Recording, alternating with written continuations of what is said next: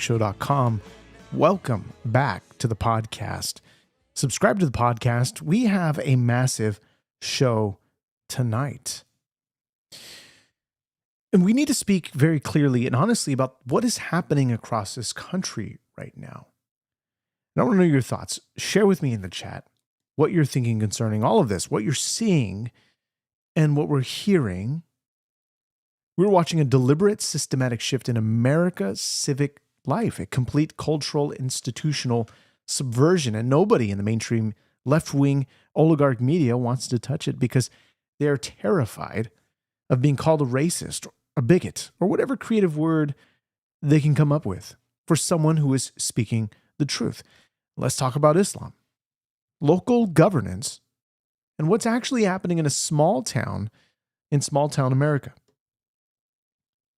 Look at Texas. Texas, McKinney, and Frisco, you have city council meetings overflowing with concerned citizens because new mega mosques and Islamic centers are pushing into these suburban communities. And what are these citizens raising concerns about? Well, they're not talking merely about the freedom of worship, right? Which under our Constitution, everyone has this freedom to worship. Any type of religion, doesn't matter. They're talking about the creep of Sharia law, parallel legal systems, and the kangaroo courts like the Los Angeles Tribunal, operating entirely outside the authority of the U.S. Constitution and state judicial systems. Watch this clip highlighting the outrage at a McKinney City Council meeting. Let's play this piece of tape here.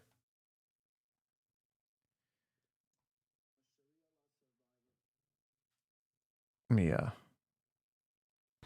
I'm a Sharia law survivor from Iran, and I'm here to tell you this is a dangerous ideology you're allowing in their country. That they forced their way into countries and forced their religion. It may become a base where young men and women will be taught and trained to overthrow this great nation, a threat for which my forefathers fought with their own blood to build for the liberty of its citizens. Yeah, their concerns might have some merit. Here's what one state representative had to say. Bali holds leadership roles with the Islamic Tribunal of the Dallas area. The Attorney General stated that the group has sought to replace actual courts of law, impose Sharia on disputes among Texas Muslims, and falsely represent its decisions as final judgments without the approval of the Texas judicial system. Yeah, other Islamic centers and mosques across the country are also reportedly facing opposition. In the South, primarily there, see. Okay. Meanwhile, there reportedly have been over 20 attacks on Catholic churches and institutions this year, including last week here in New York City, where the smashing of a statue of the Virgin Mary by a masked man is being investigated as a possible hate crime. All right, guys, listen. Now, look, this is a dangerous ideology in our country. That is one of the guys that you saw in the video. He lived it. He knows what it looks like when a political ideology disguises itself as merely a religious movement to subvert the whole host culture. And look at the double standard. While the city council hands out 7-0 unanimous approvals for these massive Islamic complexes, over 20 Catholic churches and Christian institutions have been attacked or vandalized across America this year alone. New York City, masked man smashed the statue of the Virgin Mary. You saw them show that clip there. Where's the media outrage? Churches have been burned. Protests from activists who infiltrated City's church in St. Paul, Minnesota. This is when Don Lemon went and documented this all and saying he wasn't a part of this group of protesters, that he was just doing his independent journalism, nonsense here. When really we saw what was actually happening. And while all this was happening, the Democrats, the Democratic Party, they're elevating people like Zohran Mamdani in New York, his wife Rama, or Abdul Ed Saeed in Michigan, or Hassan Piker, who is essentially a moral mascot of the online Democratic left, saying America deserved 9/11. Interesting.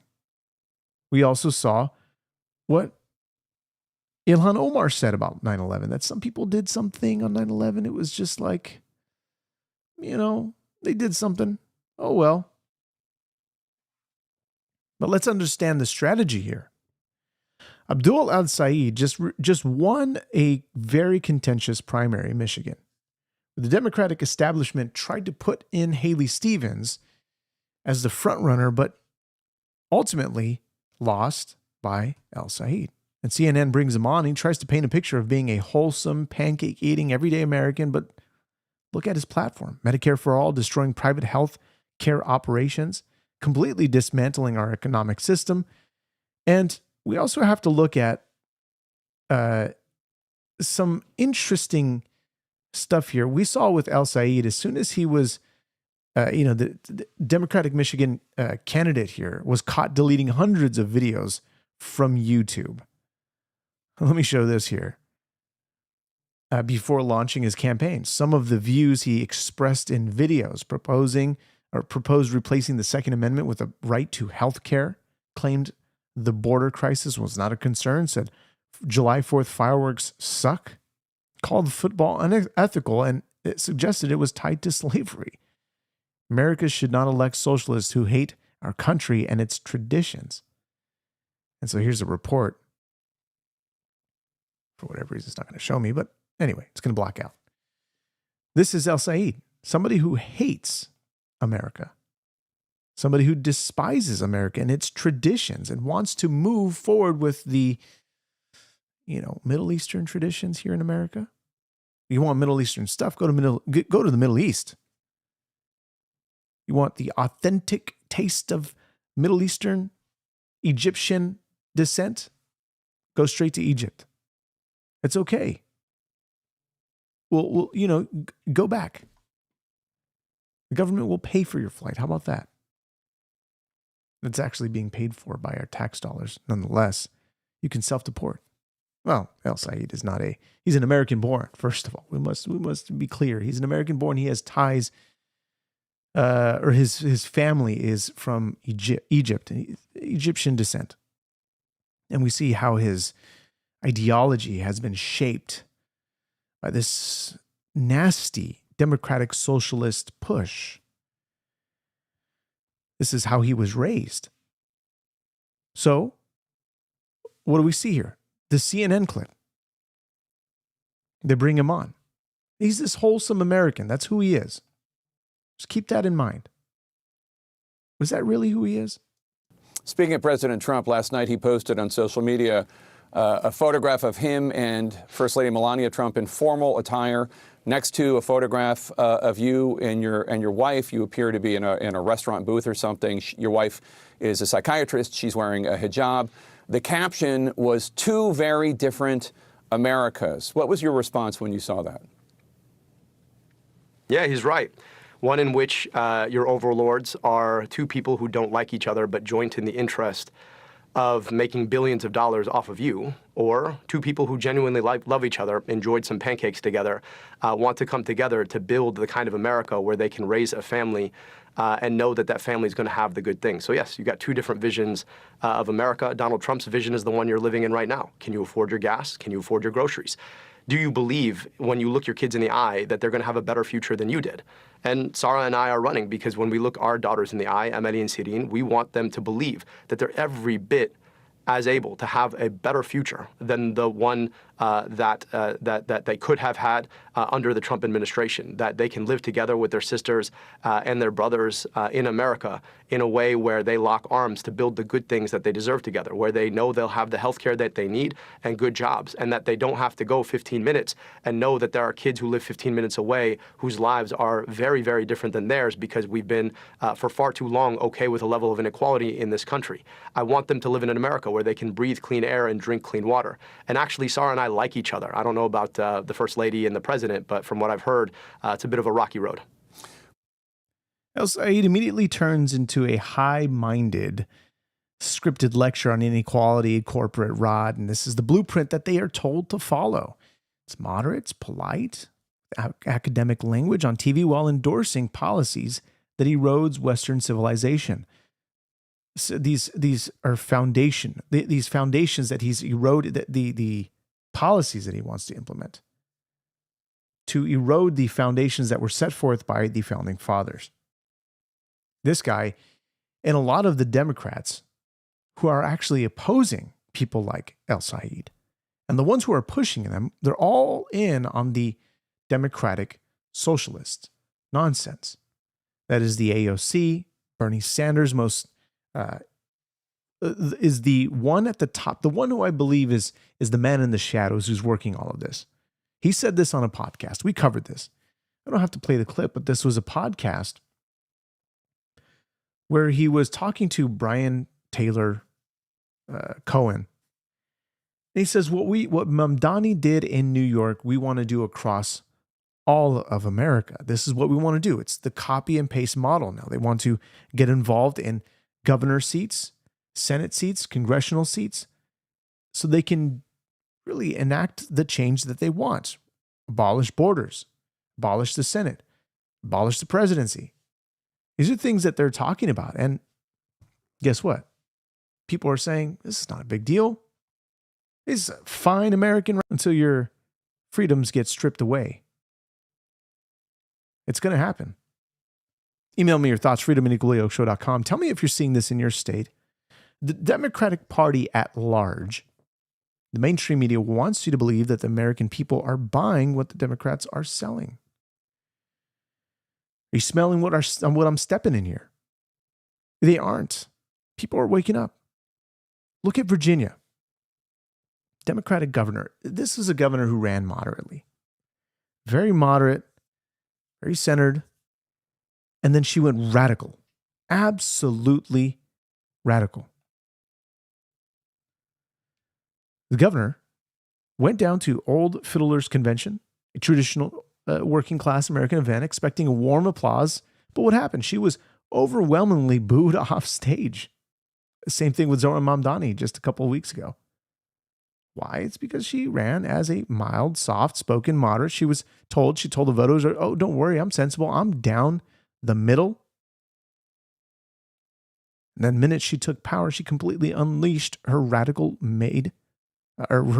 agenda, destroying businesses, pushing for high taxes, radical social policies, destroying what made Virginia flourish. People hate being lied to. And people think that, all these young people that are, going and they're loving this socialistic message here, the socialist, democratic socialist. They love the title. They love these, everybody loves that free stuff model. You get free stuff, free healthcare for all. What are we going to do with the packed hospitals with the free healthcare in America? I mean, they're already bad as it is. You think it's going to make it any better, making healthcare free? For sure, we need to make healthcare more affordable. Absolutely. But making it free? How are we going to do that? You make it free, you charge more to the Americans. That makes no sense. It's not just Virginia. Look at Massachusetts under Governor Maura Haley. Look at what they just passed into law. For years, Democrats told us nobody supports abortion up to birth. That's a Republican talking point. It's misinformation. Kamala Harris went on national television and faced the nation. She claimed it was a mischaracterization. Now, let me show you this clip here. This is a Virginia governor being booed off of stage. I mean, this must be terrible to just know that your people hate you or they despise you, whatever the case may be.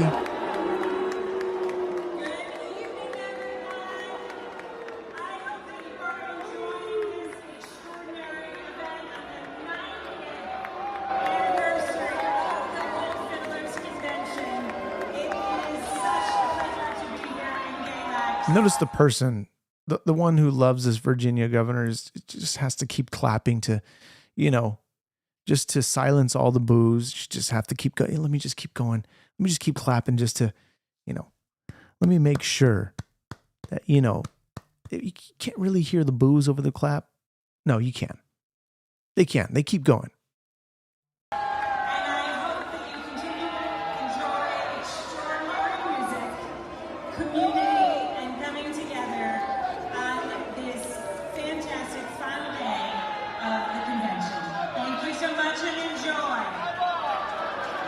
Now, like we said, Mamdani got booed. Just a couple of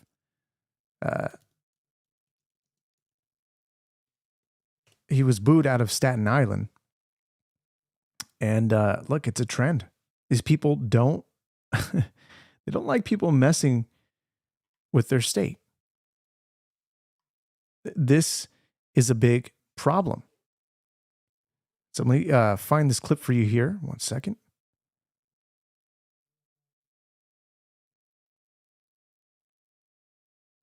Yeah, here's the clip. Let me play this clip for you.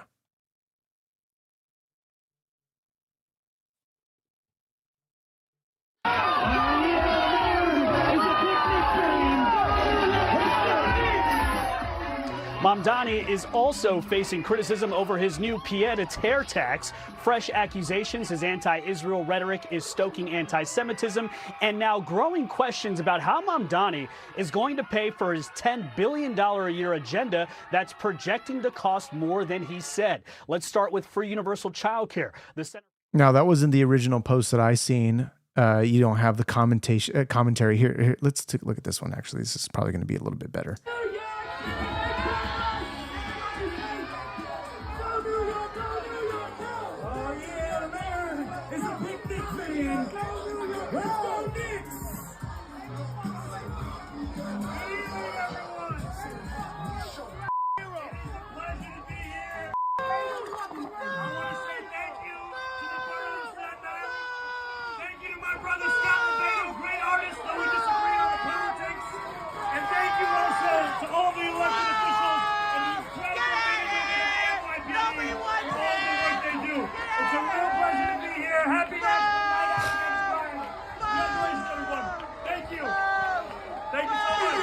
What?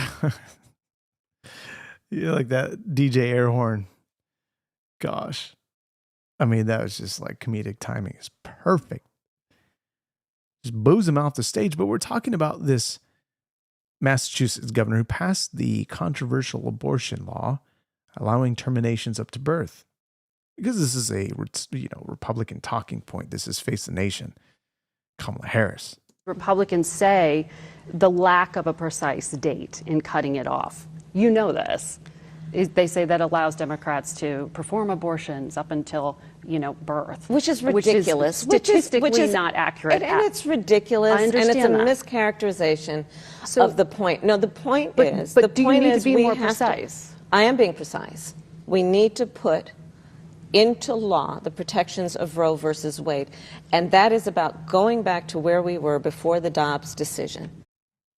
The cackler weighing in on some important matters that she doesn't really understand. I mean, I talked to one of my coworkers this evening, and we were talking about, something that he was discussing with his friend. And it's funny because these people, they talk about, when does this, they say fetus become a baby. Well, fetus in Latin is baby. Anyway, despite that, they say, well, when it's born, when it can think for it, all this nonsense. They try to go down this rabbit hole of, explanations. When does this become a baby? When did they think it becomes a baby? Well, when, somebody crashes into a pregnant woman and kills the woman who is pregnant, it is known as a double homicide. Go figure. Because there's a life inside her belly. But abortion will now be allowed at any time before birth. In Massachusetts, Democratic governor signed away state's abortion limits on Monday, permitting that at any point during the 40-week gestation cycle. Previously, a Bay state had allowed abortion only up to 24 weeks. Haley said the move would protect pregnant women suffering from medical complications and gave her state the strongest abortion protections in the country. Now, the problem with that is that these protections, protecting the mother, as it says here, protect pregnant women suffering from medical complications, which you look at cesarean sections, this would save both the baby and the mom. Go figure. So they want to create this language, this idea, this mentality that this is going to save the mom. The baby is not developed. It's not even a person. Doesn't matter. Today, mothers and fathers and families who experience these devastating diagnoses, and they are devastating, heartbreaking. Now they'll be able to make their own choices. They'll be able to get the care that they need right here in Massachusetts. Now, the law that I sign is against the context of the moment that we're in, the time in this country. We know that protecting abortion access and reproductive health care has been under fire. We saw it when the Supreme Court overturned Roe and the Dobbs decision back in 2022, the first time a court has ever taken away a right that was given. We've seen it as Donald Trump and Republicans in Congress continue to pass anti-abortion legislation, including extreme abortion bans. Today, 1 in 3. They want to bring it back to the states. And so we look at this issue that continues to grow each election cycle, this conversation of abortion, and it really is, this should strike a nerve with many people. Most of us here, most of us who are on the side of life. Those people that are, we're the feminists here. Well, no, it's not even the feminists in this movement. This is not even that, right? I'm thinking of something else. Something that is going on in the realm of trans in sports. Something else completely different. We're looking at that issue, and we're looking at all this stuff that is happening with transgenders in sports and how that's affecting women. That's why I mentioned that anyway. Something that I want to cover on the podcast.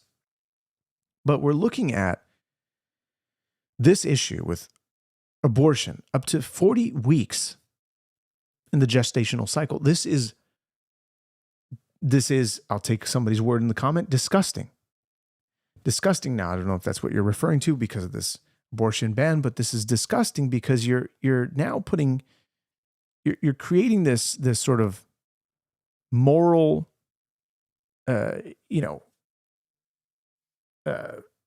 legislation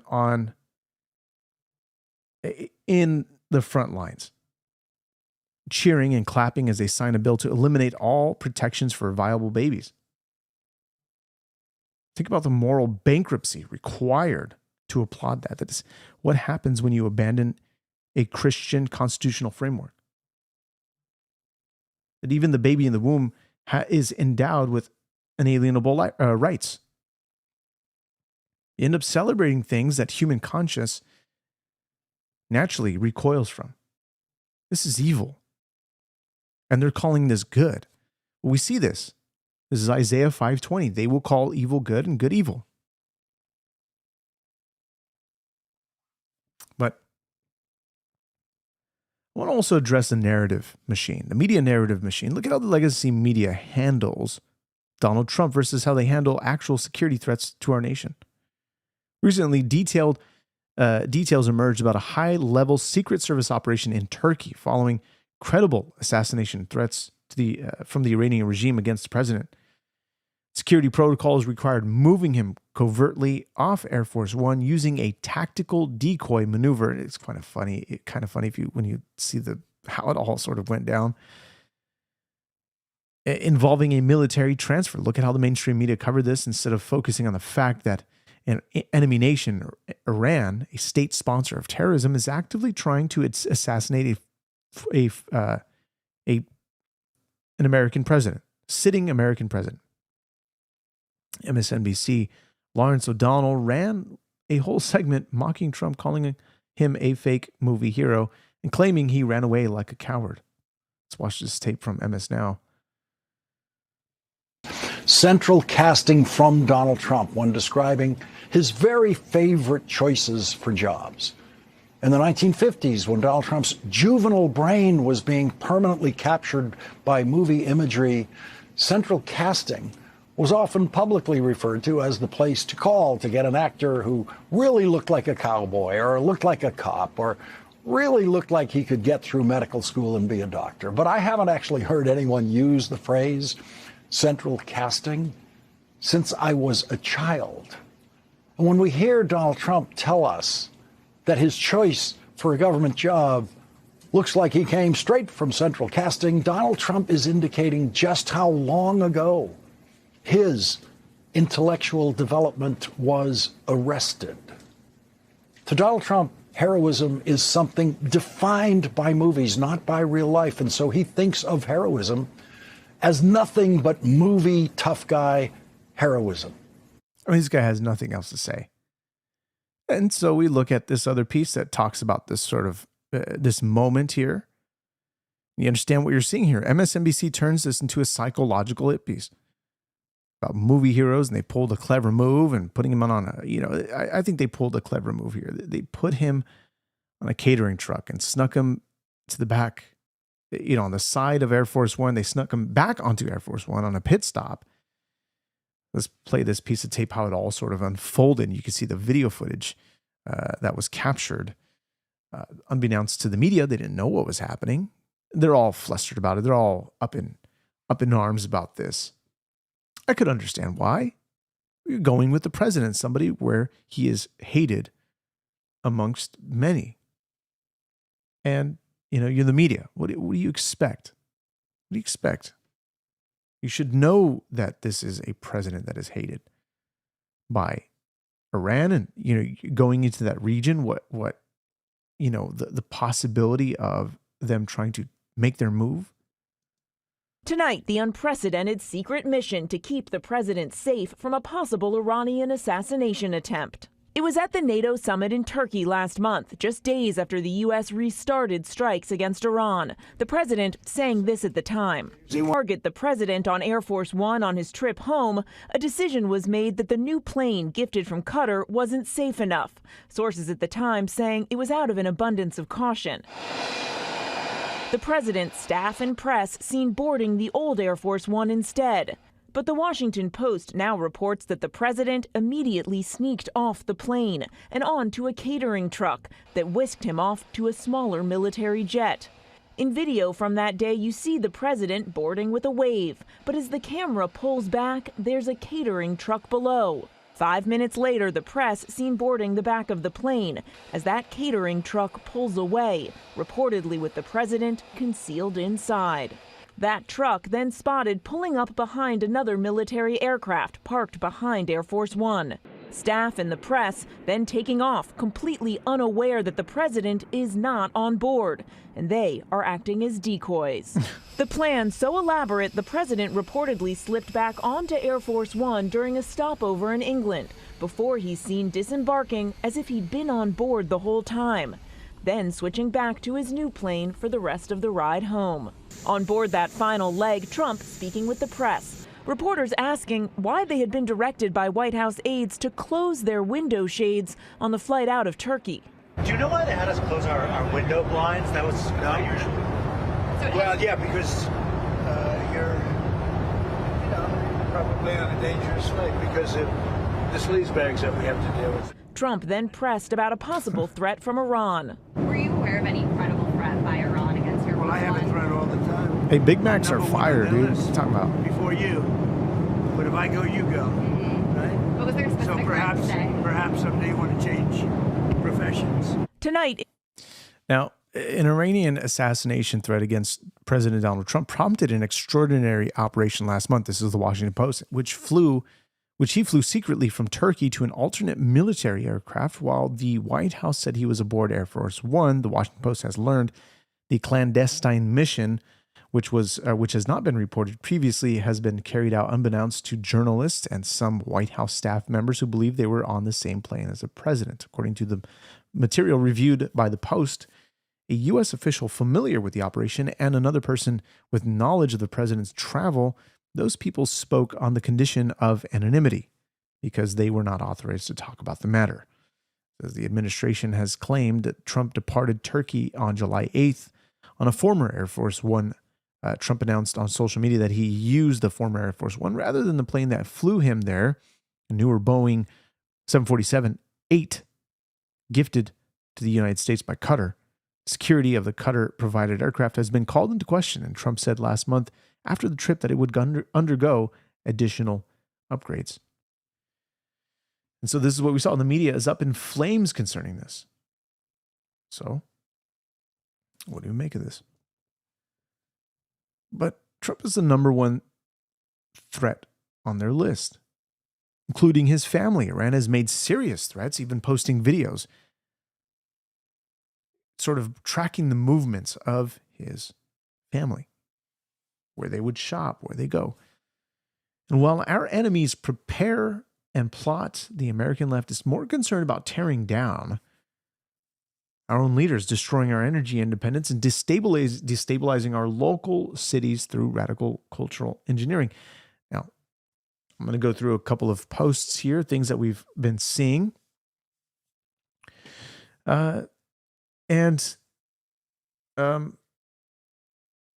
is a lot of news. One thing that I want to mention, right? This is maybe sort of off the cuff here. We obviously saw the earthquake in Venezuela. That was massive, huge amount of destruction. And we also saw what happened in Colombia. And we're hearing from seismologists that warn that California could be next. California is due for judgment, I must say. The things that California is involved in is wicked. And nonetheless, we see that these seismologists are looking at this, and they're saying there is this massive tension that is built up in this tectonic, or rather the San Andreas fault. The plates are going to be shifting, and there's going to be a snap, and it's going to cause potentially a massive earthquake, delivering up to 7.0 and above.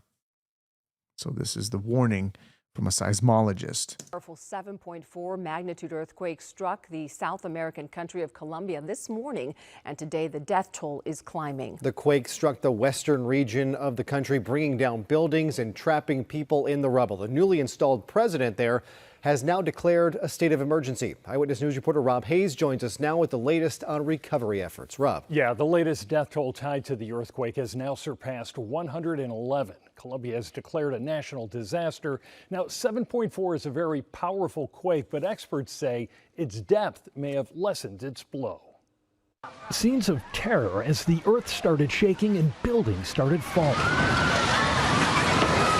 A powerful 7.4 magnitude earthquake ripped across western Colombia, the epicenter about 250 miles away from the capital city of Bogota. The death toll consistently rising throughout the day as rescue teams scrambled to pick through the rubble of collapsed buildings. This man emotionally shaken, saying a falling tower nearly crushed him when the quake hit around 7:30 this morning. One family stuck dangling hundreds of feet in the air in a gondola. Below them, the destruction clearly visible. We're all just kind of in shock in this city. California native Sam Simpson felt the quake in Medellin, where she has lived for 3 years now. Colombia's Geological Service called this the country's most powerful earthquake in the last decade, something Simpson can attest to. We live in a high-rise building near the top, and so we just felt this sway that was like, it literally felt like our building was going to crack in half. The intensity of today's quake somewhat buffered by its depth. Experts say it originated more than 60 miles underground. Look, I think this is actually crazy. You think about earthquakes and how powerful they are. I mean, what do you do if you're in a multi-story apartment building, hotel, whatever? I mean, the damage that these quakes can cause. What do you guys do? I mean, you're in a multi-story building. Yeah, of course. Gordon Ramsay, of course, Israel did it. Of course, they caused these earthquakes. So, dude, brilliant. That's crazy. What do? You get under a table. You get under, people used to say get under the door frames. That doesn't work anymore. You got to, either it's like if you're in a high rise or you're in something that's multi-story, family units or whatever, possibly the potential to collapse. And if something like this hits the San Andreas fault that just snaps, what do you do? Where do you go? Where do you run?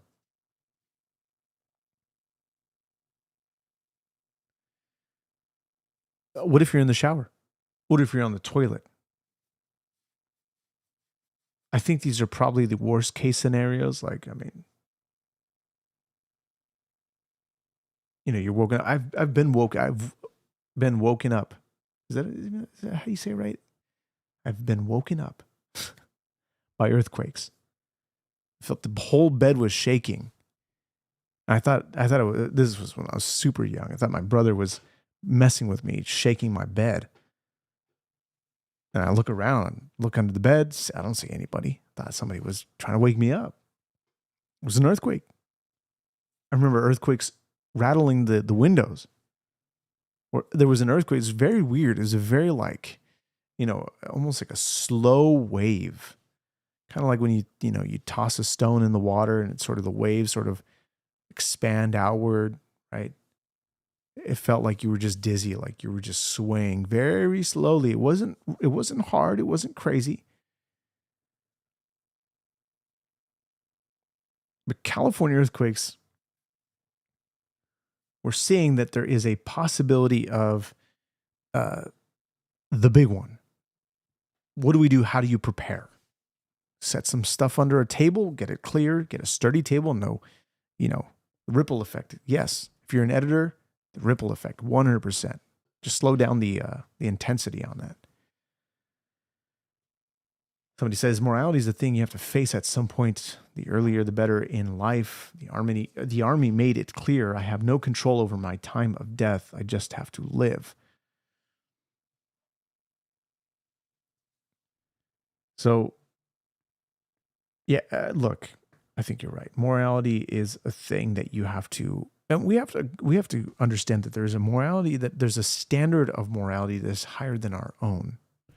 Because humans can collectively decide what kind of morality that we want.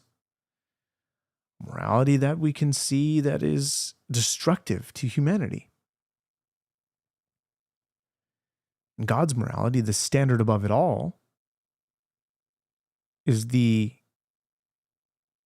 perfect type of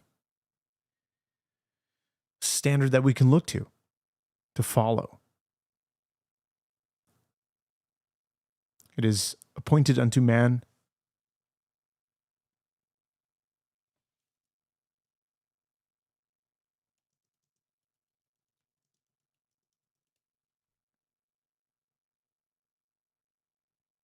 it is appointed for man to die once, and after that comes judgment. That's the scripture I was trying to reference. These are things that we need to carefully look at. Just think about it. Just think through your life. Are you going on a trajectory that you want to be at?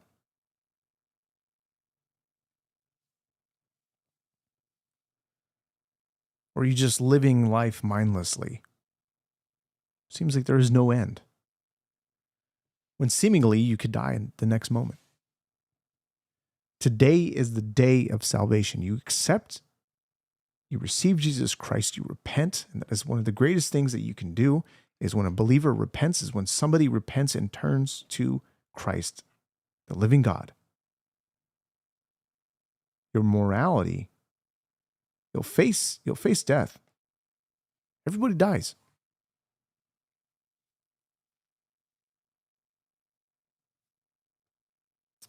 Some people, they have the question of, where do I go when I die? The atheists, the agnostic, the folks that don't know. I am confident in the scriptures, confident that when we die, we are immediately present with the Lord.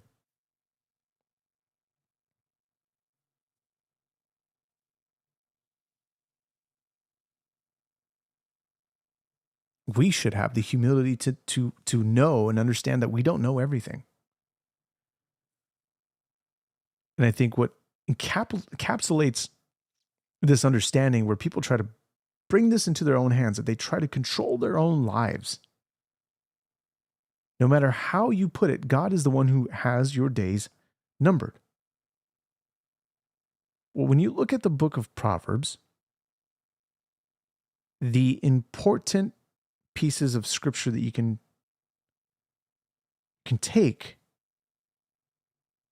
are these: trust in the Lord with all your heart, and do not lean on your own understanding. In all your ways acknowledge him, and he will make straight your paths. Be not wise in your own eyes. Fear the Lord and turn away from evil. It will be healing to your flesh and refreshment to your bones. Honor the Lord with your wealth. Ecclesiastes is a good book to go through when it talks about the sort of vain, like our life is a vapor. That there's certain things that we do, certain things that humanity does that is vain. I think there's a very interesting, book, and it summarizes it all, that just praise the Lord, love the Lord your God. Highly recommend that you go through that. And it's summarized literally in the last verse. It says here, the end of the matter, all has been heard. Fear God and keep his commandments, for this is the whole duty of man. For God will bring every deed into judgment with every secret thing, whether good or evil. Wonderful, wonderful piece of knowledge there.